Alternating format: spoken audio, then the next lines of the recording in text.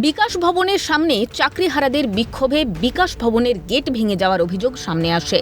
সেখানে সরকারি সম্পত্তি নষ্ট ও সরকারি কর্মচারীদের হুমকির অভিযোগে চাকরিহারা চিন্ময় মণ্ডলের নদিয়ার বাড়িতে নোটিশ পাঠালো বিধাননগর নর্থ থানা। সোমবার বিকেল 4টের মধ্যে হাজিরার নির্দেশ দেওয়া হয়েছে। এগুলির সঙ্গে কোনো সম্পর্ক নেই, অযৌক্তিকভাবে কেস দেওয়া হয়েছে দাবি চিন্ময় মণ্ডলের। তবে সম্পূর্ণ সহযোগিতার আশ্বাস দিয়েছেন তিনি। তো এগুলোর সঙ্গে আমার কোনো দূরদূরান্তের কোনো সম্পর্ক নেই। কেন বেকার ডেকে পাঠাচ্ছে জানি না, একটা কেস দিতে হয় তাই দিয়ে দিল।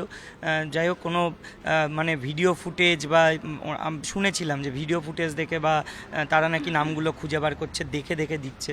তো অযৌক্তিক পুরোপুরি, তবুও দিয়ে পাঠিয়েছে, তাদের ইচ্ছা হয়েছে তারা দিয়েছে। আমি নিশ্চয়ই সহযোগিতা করব তদন্তের স্বার্থে। যোগ্যদের চাকরি ফেরাতে গিয়ে অনেক প্রতিকূলতা আসবে, কিন্তু আন্দোলন প্রতিহত করা যাবে না, জানিয়েছেন চাকরিহারা চিন্ময় মণ্ডল। ব্রাত্য বসুকে চিঠি দেওয়ার বিষয়েও প্রতিক্রিয়া দেন তিনি। আমরা যোগ্য, তো যোগ্যদের চাকরিহারা হলাম, যোগ্য হয়েও সেই জায়গায় দাঁড়িয়ে চাকরিটা কিভাবে ফেরাতে হবে সেটা নিয়ে লড়াই চলছে। এই লড়াইয়ে অনেক মানে প্রতিকূলতা আসবে এই ধরনের, তো সেগুলো এড়িয়ে গিয়ে নিশ্চয়ই আমরা লড়াইটা চালিয়ে যাই। এই জায়গায় দাঁড়িয়ে এখন অবধি কোনো উত্তর আসেনি। উনি বলেছেন চিঠিটা দাবি জানা যাচ্ছে না। হ্যাঁ, তো প্রথমত দেখা করার জন্য দাবি আলাদা করে জানার দরকার পড়ে না, কারণ আমরা এত দিন ধরে এখানে অবস্থান করছি, গোটা রাজ্য তথা দেশের মানুষ জেনে গেছে আমাদের দাবিটা কি। তো এটা একটা অজুহাত ছাড়া আর কিছু নয়।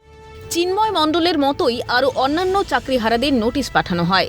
তাহলে কি চাকরিহারাদের আন্দোলনকে প্রতিহত করার চেষ্টা চলছে? উঠছে প্রশ্ন। চকডাস্টারের বদলে আইনি মারপ্যাঁচি কি তবে ভবিতব্য চাকরিহারাদের? আগামীকালে চিন্ময় মণ্ডলকে তলব করা হয়েছে বিধাননগর নর্থ থানার পক্ষ থেকে। তিনি যাবেন এবং তার যাওয়ার সম্ভাবনা রয়েছে এবং তিনি সমস্ত প্রশ্নের উত্তরে সহযোগিতা করবেন, এমনই কি পরিষ্কার জানালেন চাকরিহারা শিক্ষক চিন্ময় মণ্ডল। ক্যামেরা নিখিলের সাথে দীপাঞ্জনের সহ ক্যালকাটা নিউজ, সল্ট লেক।